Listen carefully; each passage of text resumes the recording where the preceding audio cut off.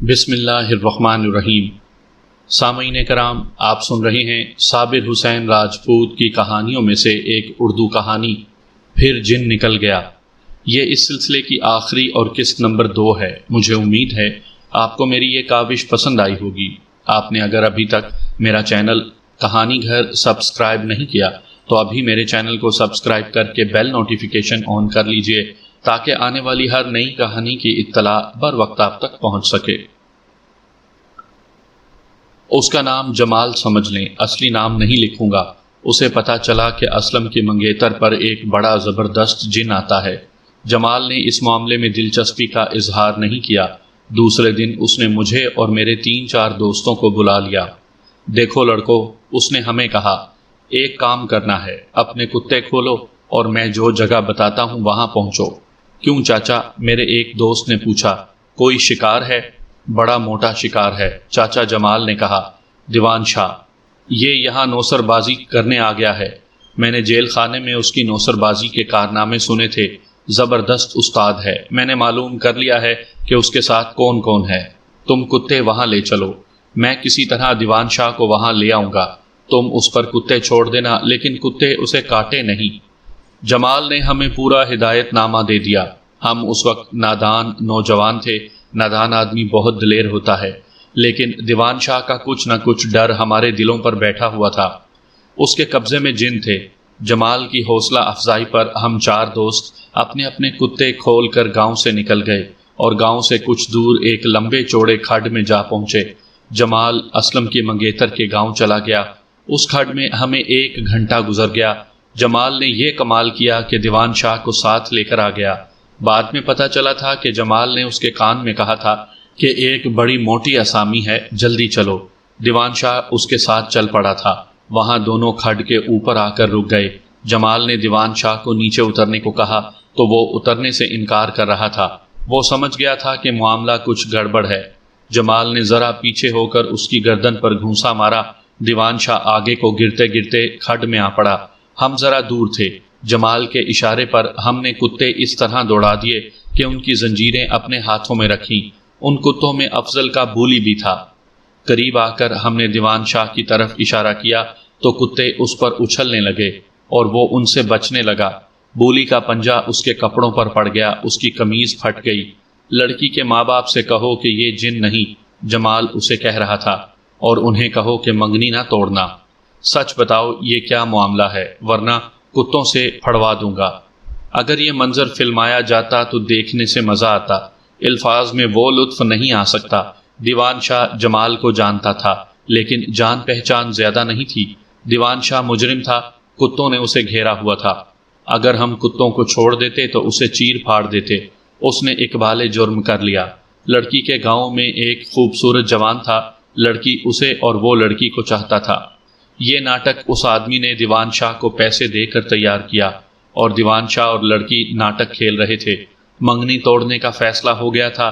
اب دیوان شاہ نے 1-2 دنوں بعد لڑکی کے ماں باپ سے کہنا تھا کہ جن نے کہا ہے کہ لڑکی کی شادی مہدی کے ساتھ کرو، ورنہ بہت نقصان اٹھاؤ گے۔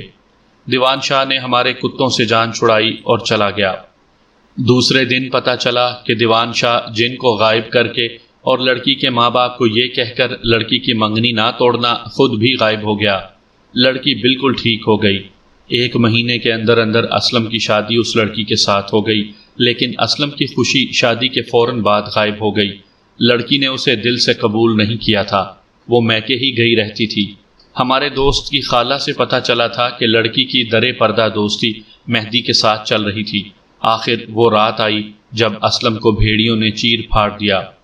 تھانے دار اس دور کے تھانے داروں کی طرح اپنے فرائض میں مخلص تھا۔ اس نے جائے واردات پر دیکھ لیا کہ یہ بھیڑیے نہیں تھے۔ اس نے بھیڑیوں کے پنجوں کے ساتھ آدمیوں کے کھرے دیکھ لیے تھے۔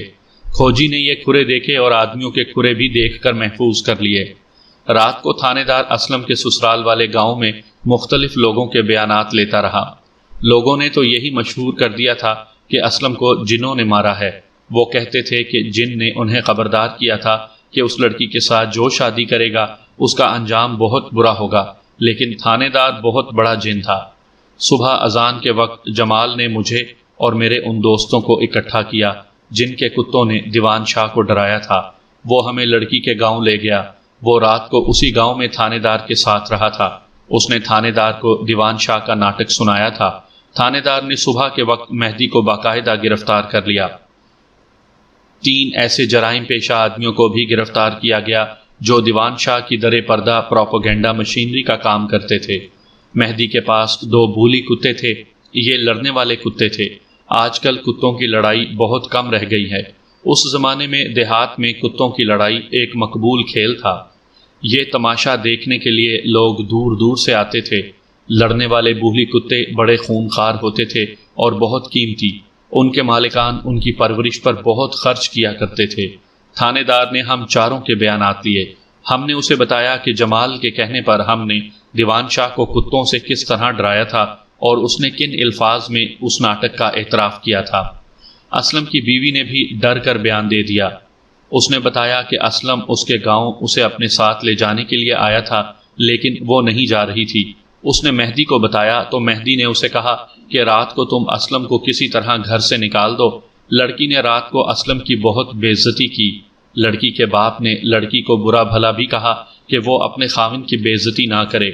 اسلم غصے میں وہاں سے چل پڑا اور راستے میں مارا گیا۔ تھانے دار اور کھوجی نے مہدی کے کتوں کے پنجے زمین پر لگے ہوئے دیکھے۔ موقع واردات پر یہی پنجے تھے، لیکن مہدی جرم سے انکار کر رہا تھا۔ تھانے دار نے اسلم کی بیوی کو بھی گرفتار کر لیا اور دونوں کو تھانے لے گئے۔ 2 دنوں بعد مہدی نے بھی اقبال جرم کر لیا۔ بات صاف تھی، وہ اپنے دونوں کتے لے کر راستے میں چھپ کر بیٹھ گیا تھا۔ اسلم آیا تو اس نے کتے اس پر چھوڑ دیے۔ وہ اسلم کو کسی اور طریقے سے بھی قتل کر سکتا تھا، لیکن اس نے ایسا طریقہ سوچا جو قتل کی واردات نہیں لگتا تھا۔ مہدی نے موت کی 2 وجوہات مشہور کر دی تھی۔ ایک یہ کہ اسلم کو جن نے مارا ہے اور دوسری یہ کہ بھیڑیوں نے مارا ہے۔ تھانے دار کو سب سے پہلا شک اسی سے ہو گیا تھا کہ اسے بھیڑیے مارتے تو لاش کو گھسیٹ کر اپنی کھچار میں لے جاتے اور اسے کھاتے یا یہیں کھا لیتے، لہٰذا یہ بھیڑیے نہیں ہو سکتے۔